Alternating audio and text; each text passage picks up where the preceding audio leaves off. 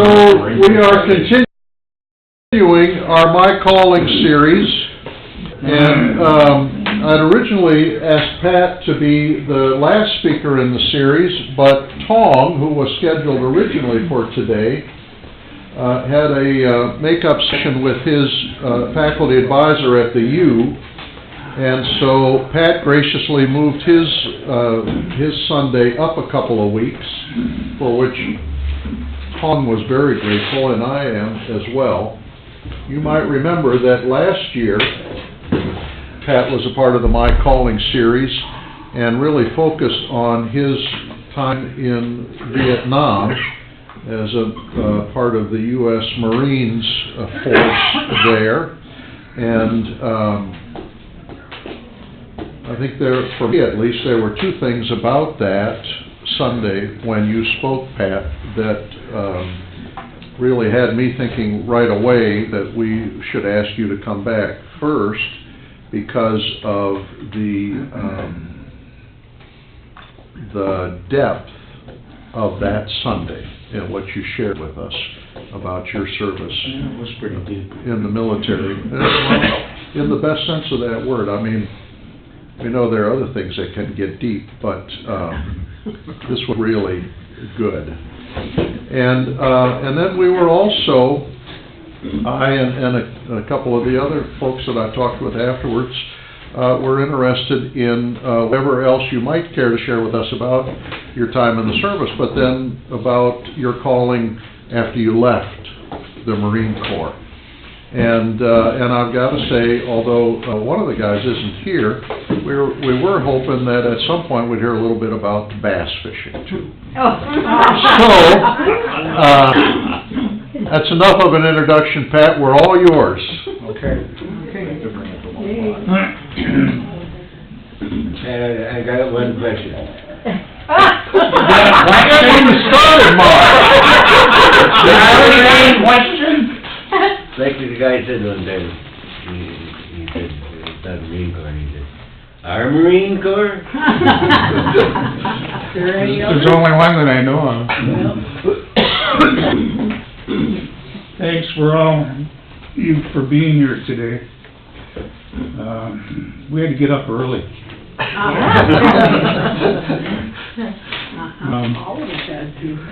I'm going to try and give a recap now of after Vietnam, but before I do that, I want to go back to 1955. I went to school here back in 1955. And even though I've been on my journey through life, this has always been my church. I was gone for a period of time, raising family in a different location, but this has always been home.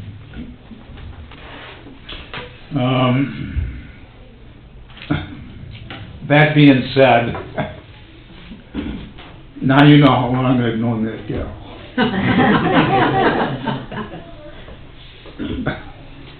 And those were back in the days when we didn't have a beautiful lawn, we didn't have a beautiful parking lot.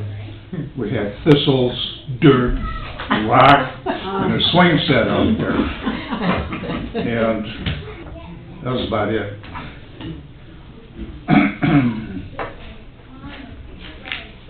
After discharging from the Marine Corps, I was in the middle of November 1969, and that was from active duty.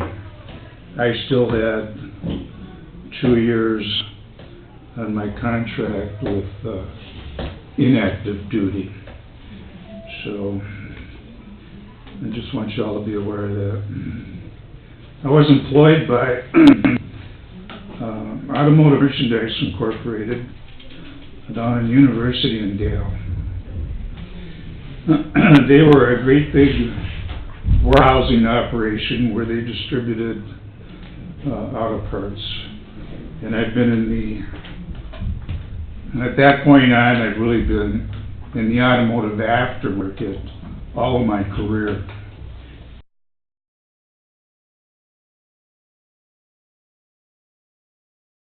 And that was for quite some time. I hate to say how many years it was, but it was many. So I got hired there. I started out in shipping and receiving, and I've never seen so many great big tractor trailers, semis come in, unload, and then get loaded right back up again. And this warehouse, the owner's name was Jim Walters, and he was in the Air Force. Anyway, through my employment history with him, I stayed with this guy for quite some time, but he did pass away from cancer, and I'll talk about that later. Anyway, so I started there with the position of shipping and receiving. I had to get a job. Of course, I was married, had a child on the way, and back then, there was not a lot of money to be had. Whether it was employment situation, which it was, because there was a lot of veterans coming back looking for work. So jobs were hard to come by. From then, from shipping and receiving, I got moved up to they call city desk sales. And city desk sales is where you get all the incoming calls from wherever, and you're manually taking orders on these accounts.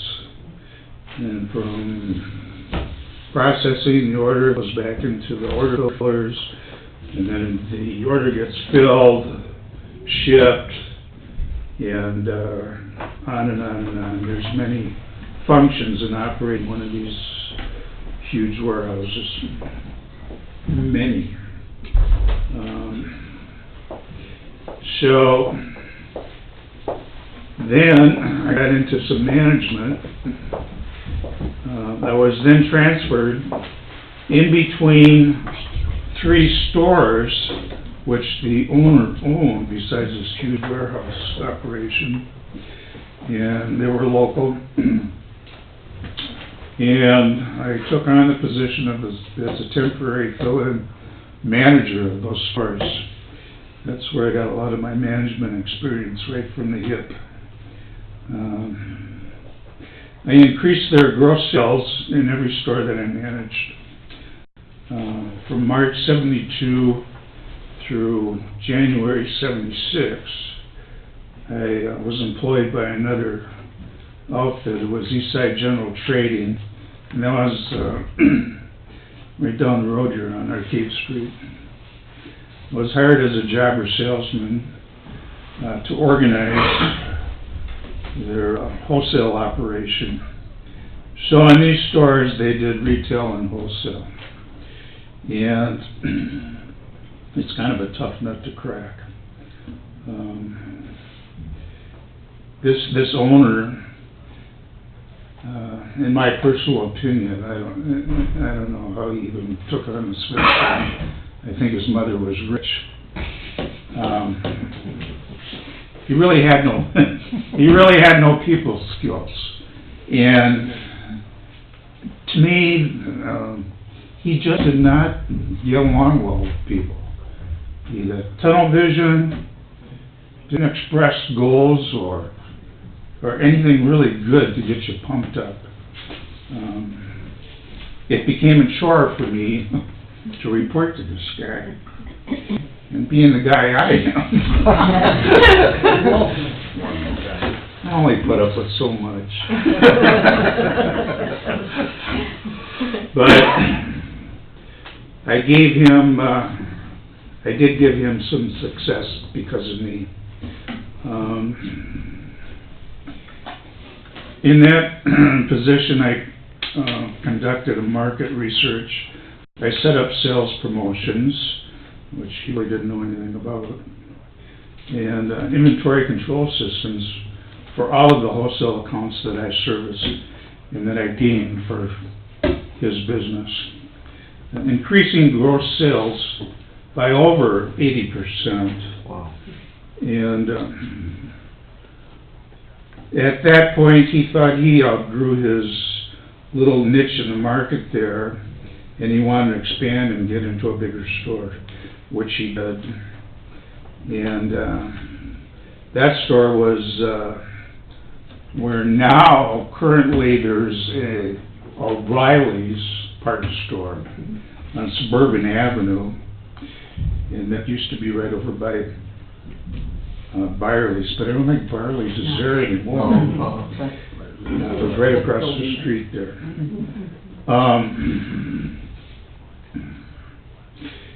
So he sold that, and I think he was interested in real estate. I think that's where he headed off to. So there was another outfit called Wallace Supply Company. Their home base was in Minneapolis, and they were a warehouse, and they had a few stores. And they bought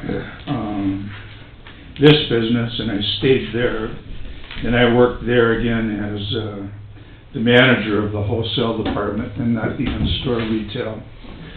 So I would travel around St. Paul, Maplewood, et cetera, for my wholesale accounts.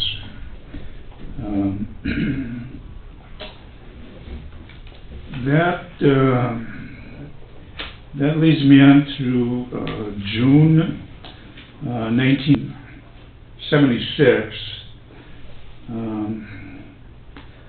I was a sales manager in wholesale accounts, and I had effectively created a wholesale market again, and I had maintained 98% of the wholesale accounts that I gained for them out there. And I met and tackled a lot of very stiff, tough competition, and I increased their product lines to the accounts by 60%, along with gross sales of 40% increase. So a lot of these accounts that I went to, they were being serviced by other businesses, of course. It was a very, very competitive market, extremely. But after repetition and letting them know, and they believed me that I wanted the opportunity to earn their business. And once they accepted that, and they accepted me, then success started to come. So we're going to move on now from June 76 up to actually June of 80. I went back to one of my first employers, this Jim Walters guy, who had a warehouse on University in Dale.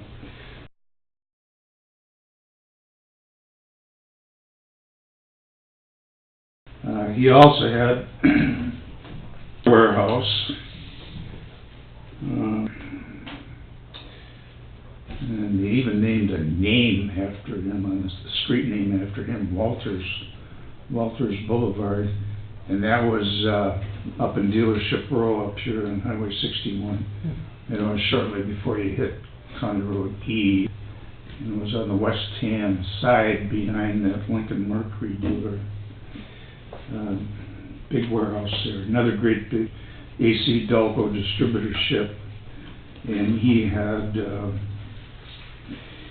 had the most volume in the United States distributing AC Delco. How do you do that? These guys had some brains. But they had a Watts line set up, and they had call all over the United States with specials. deep discounts, free shipping depending on the dollar amount you bought. Very successful man. He would sell to one business. How many Champion spark plugs can you get in a tractor trailer loaded? Oh, gosh. I mean, how many? And it could be one number that would fit a lawnmower. Boom, gone.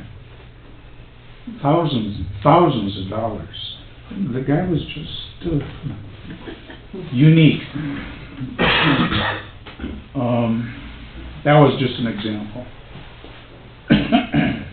So back in June of '80, I went back to work for him, and I worked in that warehouse, I'm going to say for 3 years, and then he opened up a couple jobbing stores, and I ran those for him also. There's one located down here in South St. Paul, right off of Concord Street, and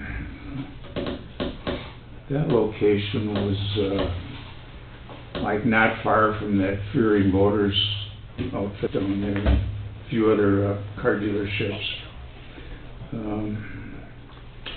So he said, Pat, I want you to go down there. I want you to set up that store and get it going. Okay, what am I walking into? An empty building. Oh.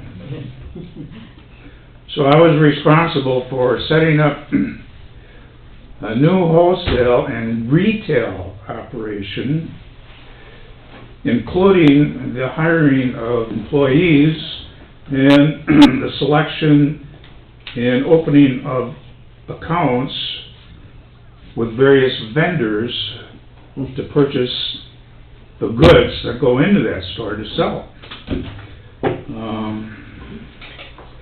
That's not the easiest thing in the world to do when you don't have a lot of training involved in that. I did the accounting functions, such as daily sales reports for wholesale and retail. I did accounts receivable, purchases, and expenses, and I organized the total floor plan of the business, with setting up inventory and display areas, counter sales and office areas, shipping, receiving, and create a wholesale and retail market that produced sales from 0 to over 300,000 annually within a 4-year period. In a very, very competitive market. Hey, Pat, how much time did you have to set that up? Well, the actual location and the activities and functions and accounting and all that actually was within 90 days.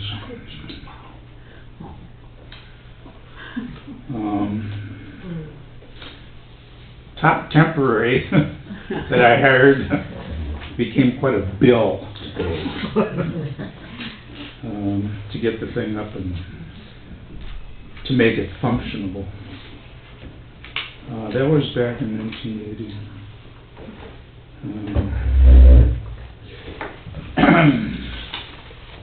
Jim, who he treated me like one of his sons. He had a couple sons that were spoiled rotten to the core. Because they had a big sugar daddy. I don't know. But they were spoiled, and I didn't get along with them. And they were always in trouble. And these were grown young men.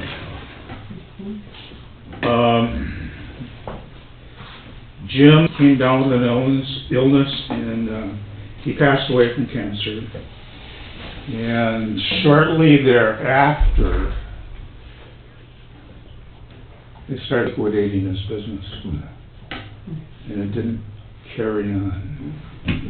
So, one day they came down and said, we're closing up the store. Give me your keys and we'll see ya.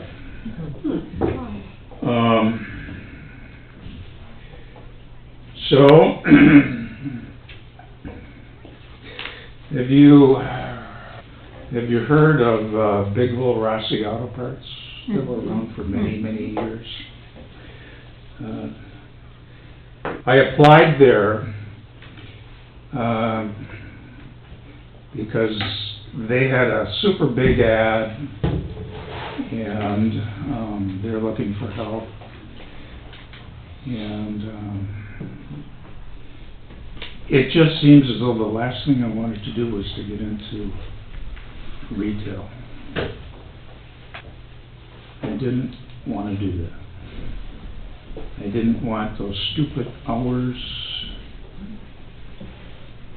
or the schedule of hours, the time frame. I didn't want that. But I applied. I got an interview right away. And actually I made very good friends with the upper echelon of that organization, management and owners. And I was very surprised because I didn't really expect that.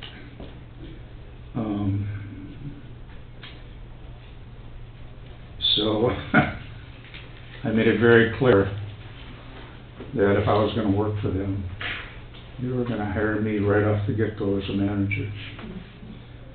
Or I'm leaving. Boom! They gave me the keys to one of their stores. So, that was back like in 1984. And I worked for them till about 1990. And I really ran very successful operations for them. And one of the keys of doing that is you have to take care of your people that work for you. You have to give them time, your time. You have to give them education. And if you present yourself correctly, they will confide in you, and they will understand that you actually do care about them, and you care about their families. Some of the locations that I ran, some locations had a very high crime rate, difficulties in the community, and these people that live in that community, it's not easy for them. But if they've got somebody to talk to once in a while, it goes a long, long way. And then they become very loyal to you and to your job. And that helps retention, because if you have a lot of turnover, you don't get to go home. You're there. You're married to that place. So I figured that out right away, and that helped me in turn become successful, which made the owners very successful.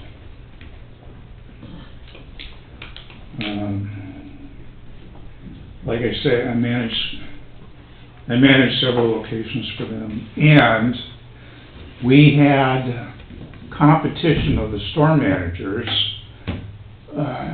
that you would compete against with different categories and sales and audits and whatever. There was a store on Lake Street that did like $2 million a year. That's big numbers. And they were the number one pain in everybody else's ass because they couldn't touch it. They couldn't come close to those cells. However, the owner of this company, Dick Schaller, God bless his soul, he's passed away, Jewish guy. I'm telling you, he was really one very kind human being. But if you crossed him, boom! He wouldn't leave you alone. Anyway, I had ran several stores, and he wanted me to go out and open up a brand new store out in the Circle Pines, Lexington area, which at that time was not far from where I lived in Wayfair Township. I made that the #1 store in the company after 2 years. Unreal. I had high school part-timers working for me. They loved it there. I want to say they loved me, but I won't go that far. But they really enjoyed their job. They really did. And we made it fun. And that's one of the keys to retaining your people. It was just fantastic. How did you compare with that Lake Street store? How did we compare? Yeah. Square footage, space, and was approximately the same. I think we had it was a freshly interior remodeled store that I ran.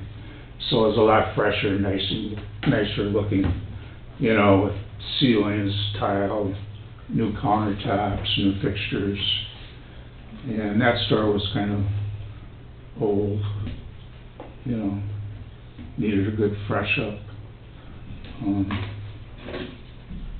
Different market area. Sure. Because it's out further, and that was on City Street, you know.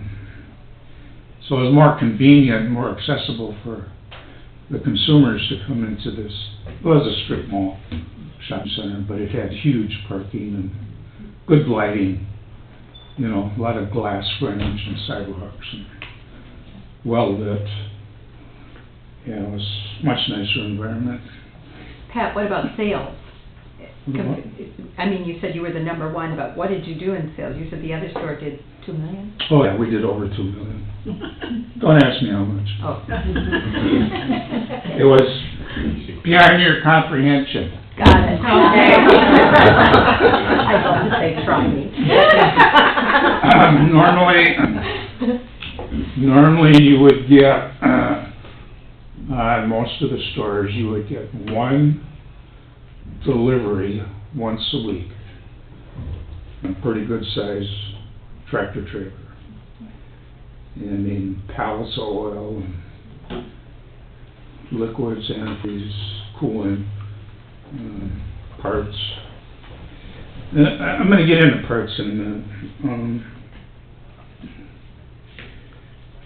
We got not one delivery, but 2.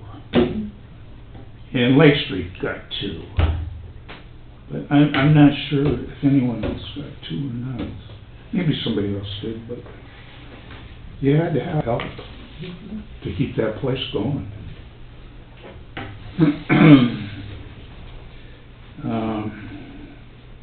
Once a month, I would hold an in-store meeting. We would talk about our failures, our successes. We'd talk about, well, we've got to educate on this now because we need training, so they need training on that. And if we didn't have the training, we couldn't do our job. So there was training involved.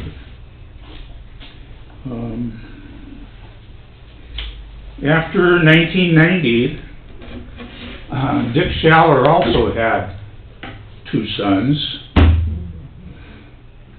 They didn't want to do the auto parts business anymore. Dick was getting old. And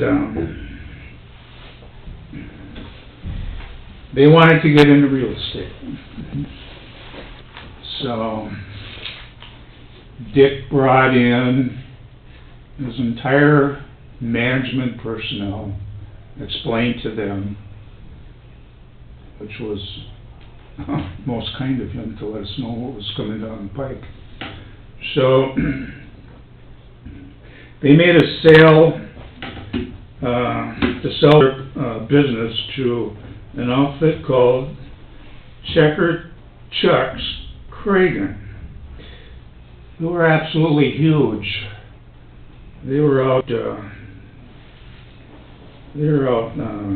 south and west, and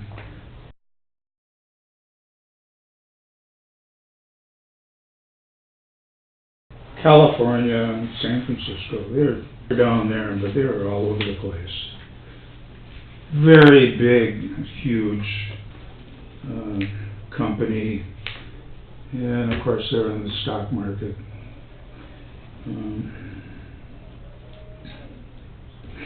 So after 1990, then Checker Chuck's Cragen took over, and I retained my employment and position there.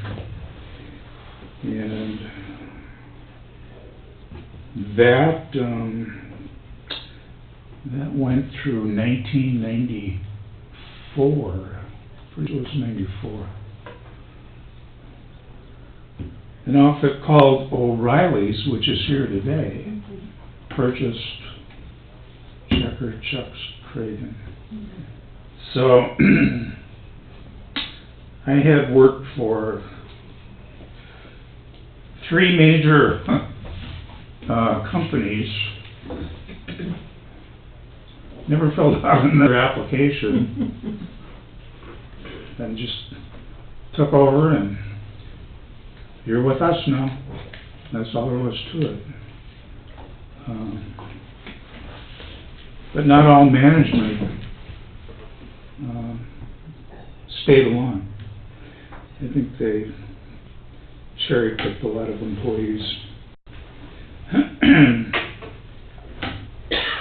And I worked for them until I came up with a disability issue, and that was back in 2005. And I think I was going on 64 years of age. Anyway, I took a disability with Social Security back then. But I was just gonna reflect a little bit about auto parts itself. There has been so many changes from the old ignition systems, the points, condensers, caps and rotors, wires, plugs. A lot of people today don't know what that is. They're more in tune to electronic control modules, positioning sensors, throttle positioning sensors, body modules, transmission modules, all electronic. And month after month,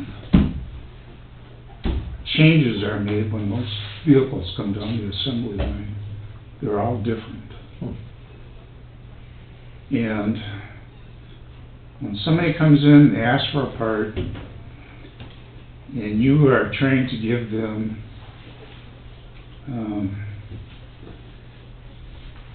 trust in yourself and your abilities to provide what they need and what they want, because they don't even know, it gets difficult. So the training that has to go on is once a week, and it's fed down by you get a training disc and you put it in your monitor and fire it up, you study, you read, you answer questions. So there's actual training tests that go on all the time. So, so after these customers of yours go home, they get the part, put it on, get it. Boy, that worked. That took care of my problem. Boy, those guys are smart. I wonder how they get so smart. Well, I just told you how.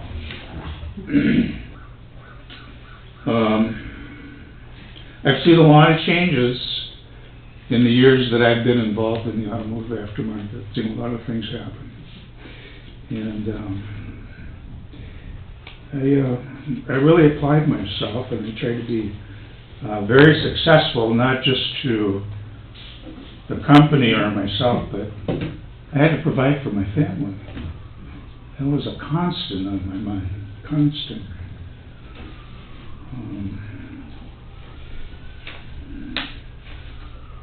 And then, of course, going back to where this all started, I graduated from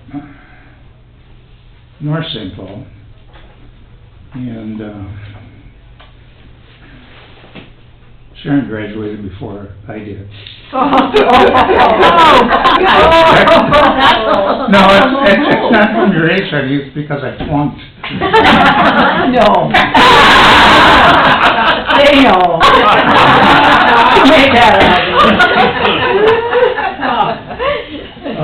You could have just said she's 3 years older than me.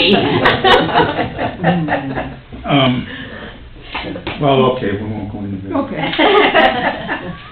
So after I graduated, then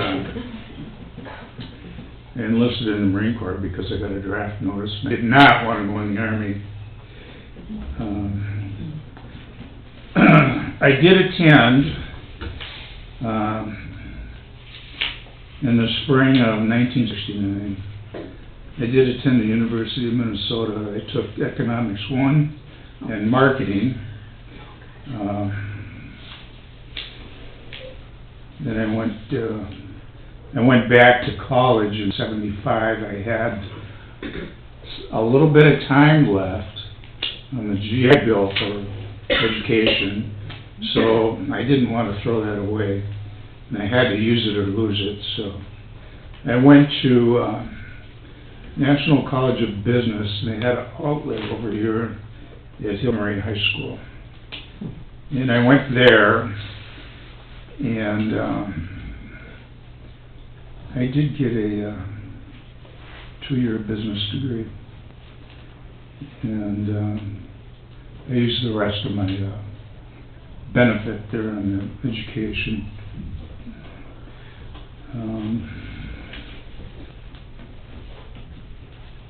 I was married twice. On my second marriage, I had 2 stepsons, besides my biological son. My health used to be very excellent once upon a time. My hobbies, sports,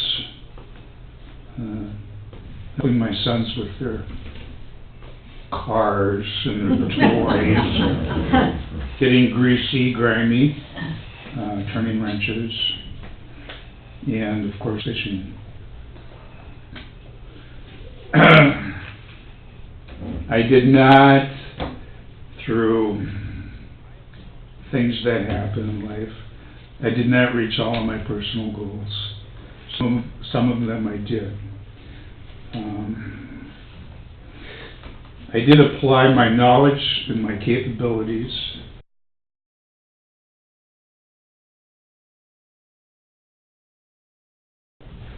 to better myself and my employer, for each and all of us, which includes the customers.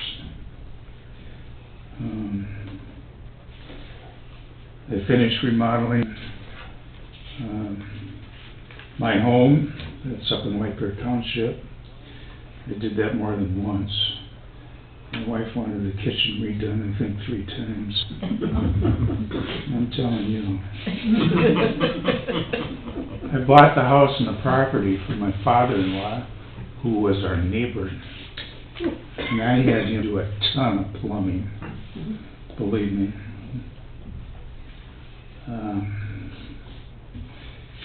My father-in-law, you wouldn't believe this, but he was employed at the University of Minnesota. And they were under contract with NASA. He was an engineer. He put more stuff on a satellite up there someplace. And I'm telling you, he had stuff up there where they could do experiments. They'd run experiments on the equipment that he sent up. His knowledge and his mind was way beyond my page. And the guy he was an older person, but you know, he would run that marathon in the Twin Cities every year. Every year. Unbelievable. So, one of my goals, which I won't see happen now in my lifetime, is I wanted to have a cabin or a cottage, and own a little chunk of land on a beautiful lake where there's private access, where I could go out and just rip lips. But, like I said, that's one of my goals that I won't see. I did get a letter from the college that I went to over here, Tilbury. They sent me a letter. I'll just read this verbatim. It says, "It's with great pleasure that we inform you that you have been named I've been named to the honorable mention list for the spring quarter of National College of Business Extension. This is a very fine distinction and recognizes your superior academic performance, and you should be proud of your academic record here at National College of Business, and we wish you best wishes for your continuing success." That was kind of nice of them. How often do I get a pat on the back like that, Sharon Cables? What? What year was that? Is that important?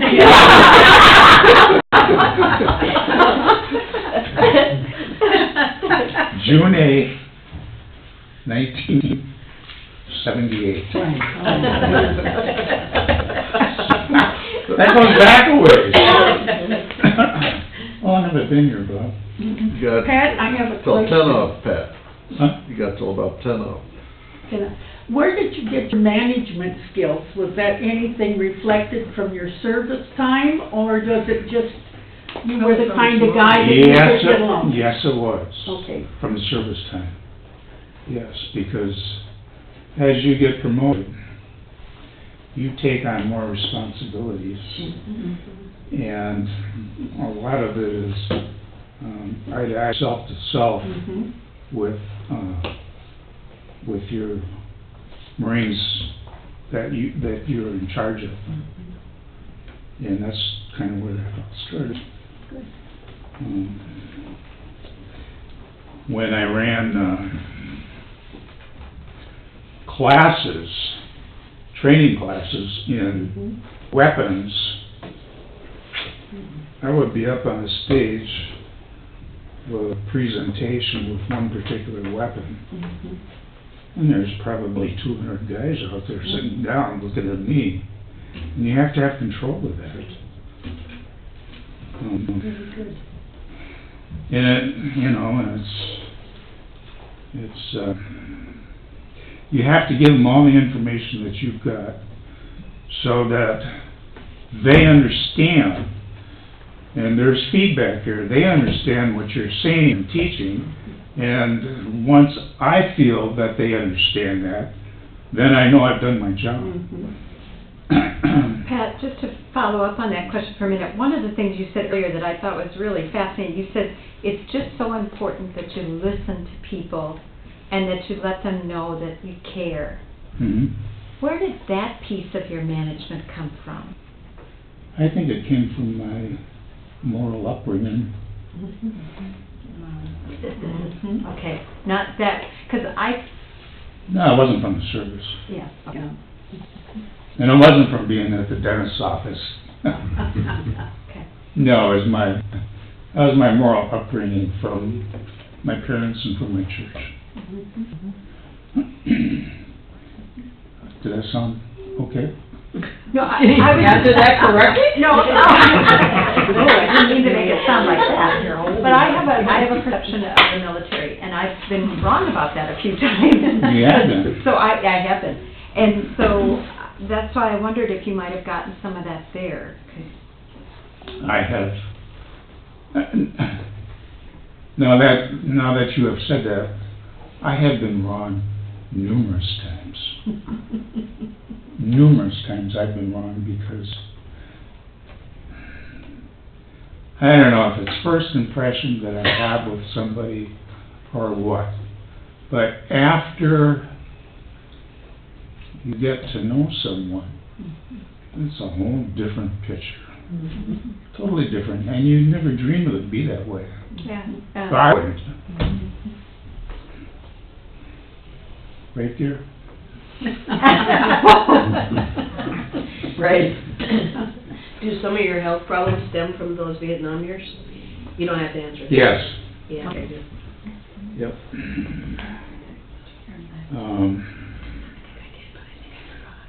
Yeah, and it's not just my breathing.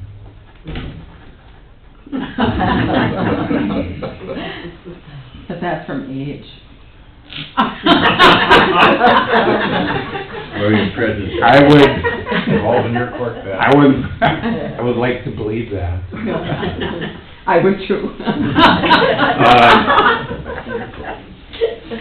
I'm gonna go back here to, this letter that the pastor mailed out, back in 2016.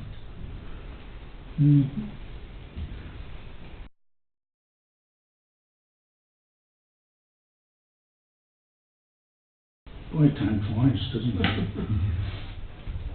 So this was addressed to the people that Bob wanted to be here. So I was on this list. Anyway, the letter states, "What I hope you will do is to share some information about your work in general." Mission accomplished. I think it would be interesting for us to hear from you about how you got into the line of work that you're in. What were some of your challenges and what gives you a sense of satisfaction? I think that portion is done.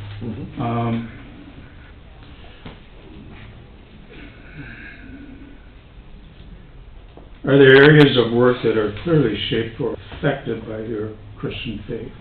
And I think I brought that forth. It's about caring for people.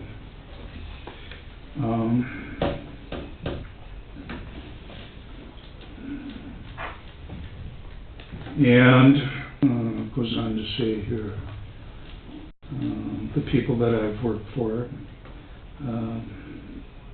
mainly the people that I've worked for have been very good to me.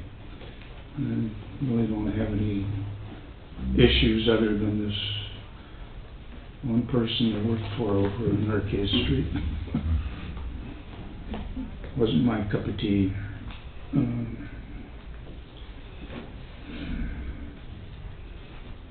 Let's see here.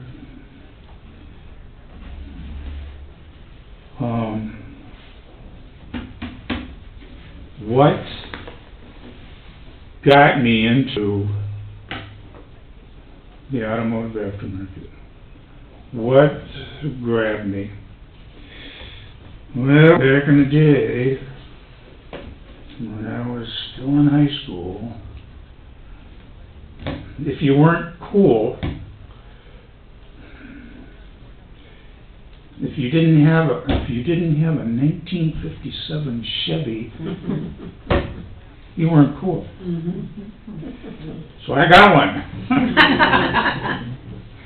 And during my last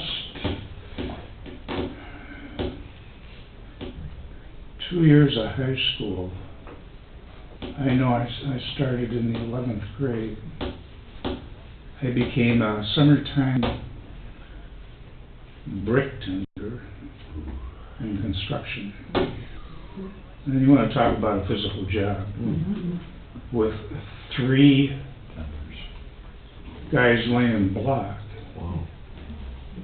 on your, you know what? I need some mud, I need some water, I need this, I need that. Why is this mud so sloppy? Don't you follow the plan? How many shovels of sand did you put in that mud? You know, it's 8 hours. Well, you get a break, and it's union, so you're working for union guys. I did that for 2 summers. I made really, really good money. My dad was a brewer down Ham's Brewery, and I'm sure I was making damn near the same hourly rate he was.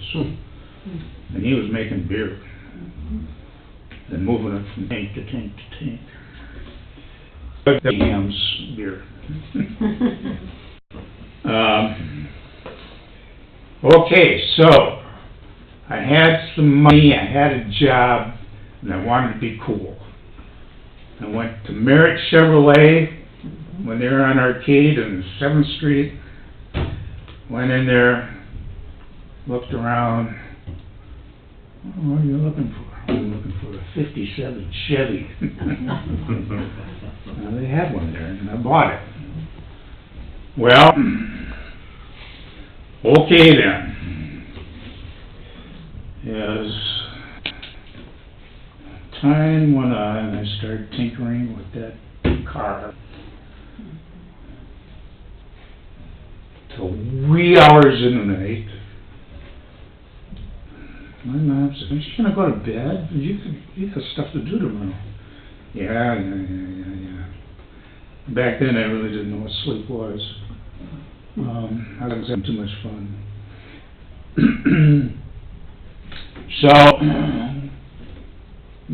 one day I decided, I gotta see if all the lights are working on this car I bought. Well, wouldn't you know it, there was a damn taillight out. So, oh, that takes a Phillips screwdriver. I gotta get that out of the garage and get that over.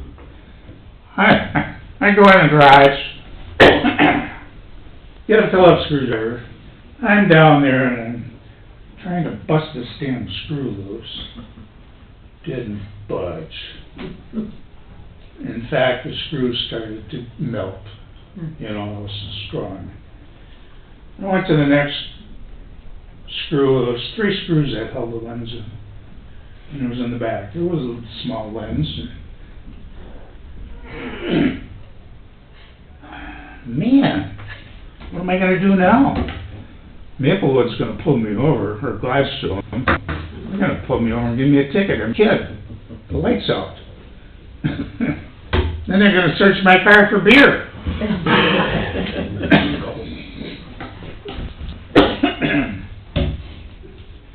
Well, being the young whippersnapper that I was, I went back to Merritt Chevrolet. I walked up to the parts counter, and before this person came up to me, I just looked in the back, because they had these sliding barn doors going into the stalls where the cars were. getting work done. I look back there, and, oh my God, what a greasy mess that is.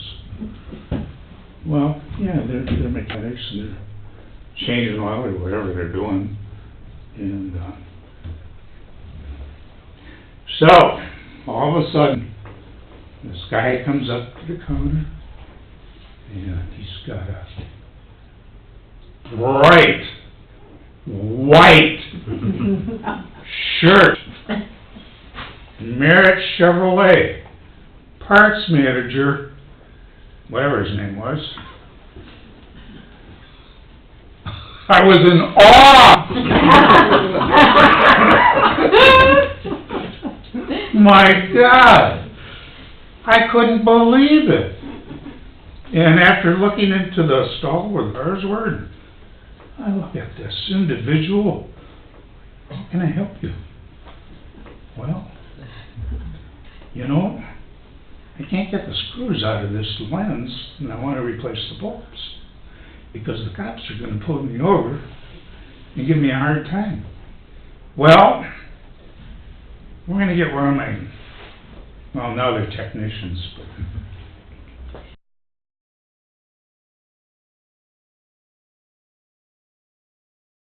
so I'll get one of my mechanics to look at it real quick.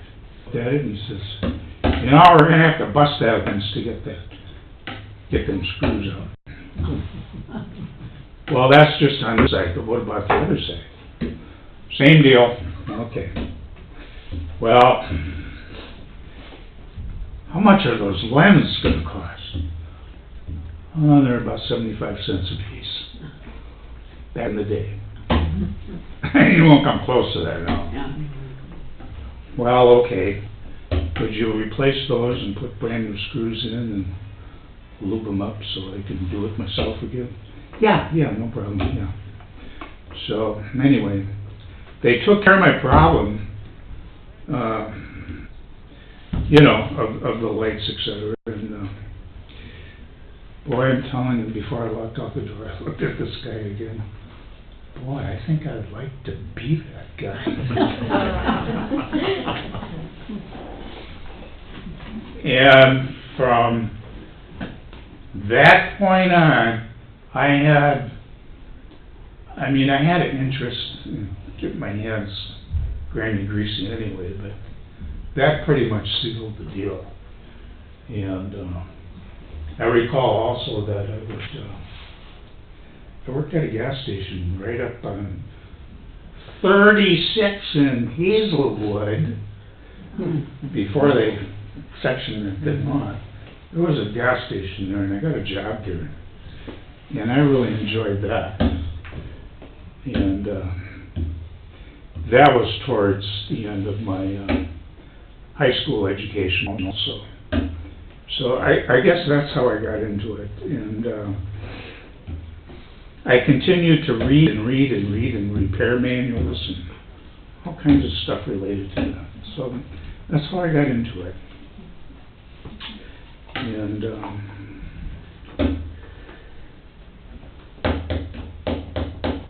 I guess I'm due to shut up. So anyway, Or come back a third time. Well, he hasn't even touched on the passion that he has for fishing. If I'm back up here again, it'll cost everybody money. Because bass fishing is a very expensive sport. Oh, yeah, he has figured that out, yeah. So, that's been my life, and I hope you'll learn something, because I don't think I'll be up here again.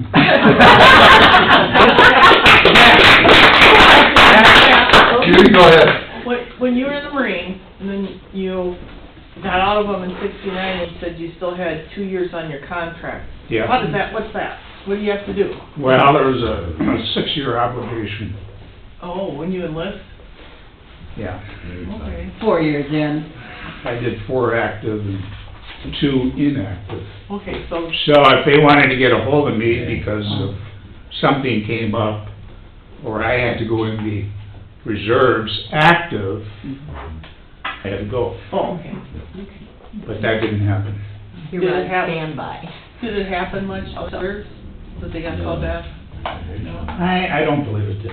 Okay, I'm just curious. I know my dad got out from World War II at the end.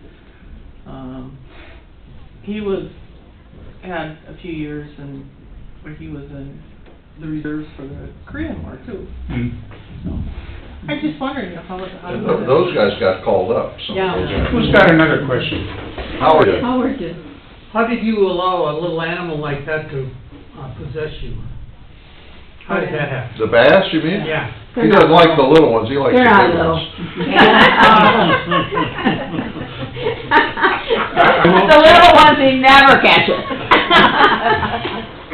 I will say this, a very good friend of mine, when I was running the Big Well store in Lexington, which became their number one store, I had a part-timer working for me, and he was in a bass club, and he asked me to join his club. That's kind of how I got into bass fishing. I didn't know a damn thing about it. I tried and tried and tried, and it was almost 2 years before I could actually start catching them. And I read and read and read, and saying, why am I reading this? They're lying. They're lying. I can't catch anything. Well, the bass aren't reading that either, so. No, we're not. And we know that. But, yeah, so as time goes on, I've gotten pretty good. Do you do this? Do you do that? What do you Fly call fishing? casting? No. Yeah, the casting? It was casting all the time. Yeah.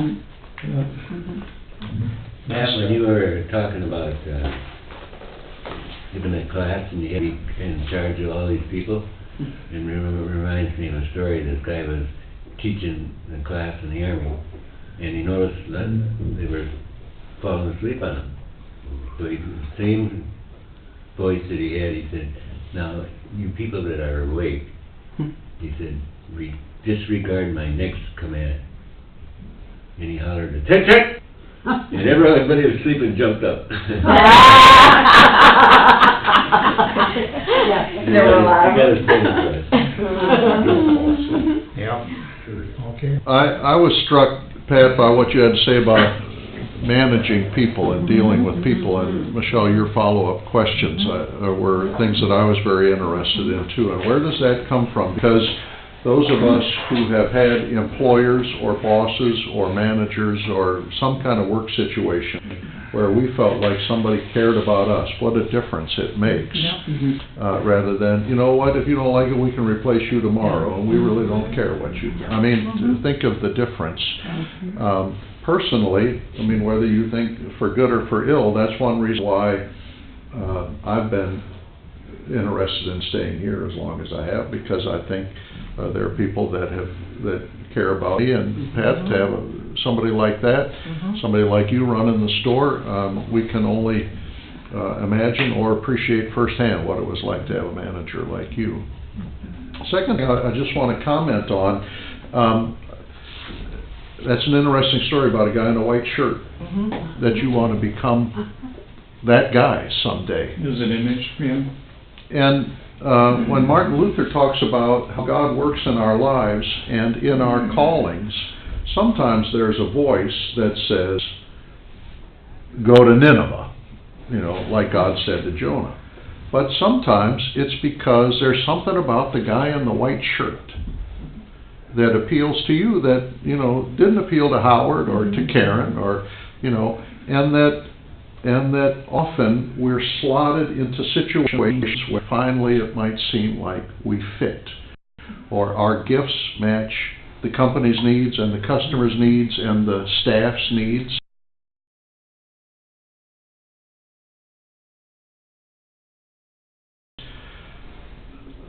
with those who have ears to hear, that's how God often works. And that we're reminded of that today with the story that you've told. That's good for me, and I suspect good for some of the rest of us too. So we're very grateful. Pat, thank you. I've been working overtime here the last couple of weeks. I don't know if anyone has noticed. Well, and there's still snow on the grass, just wait till the snow melts.